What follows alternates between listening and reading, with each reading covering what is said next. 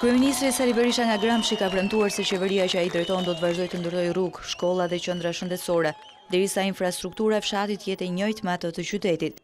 Gjatë inaugurimit të rikonstruksionit të rrugës Driz-Poroçan, lideri i mazhorancës Berisha theksoi mbështetjen që qeveria i ka dhënë sektorit bujqësisë, duke premtuar se ulja e taksave dhe rritja e pagave dhe pensioneve do të jenë prioritete edhe në mandatin e tretë. Gjersa në çdo fshat tuaj të ketë rrugë, shkolla, ujësjellsa, dritë, energji elektrike, një lloj si në lagjet e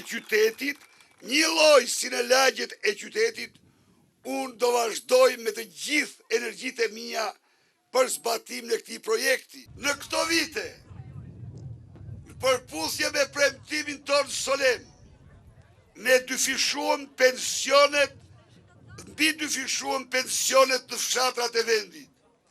Ju ja fjallën se sa kohë që ju të votoni, Partinë Demokratike të votoni 44 me 23 qershor, rritja e pensioneve do të vazhdoj pa ndërprerje. Kryeministri ka premtuar nga Gramshi se në 4 vitet e ardhshme Shqipëria do të marrë statusin e vendit kandidat, do të hapë negociatat me BE-n, si dhe do të liberalizojë regjimin e vizave me Shtetet e Bashkuara. Në Tiranë dhe kudo gjetë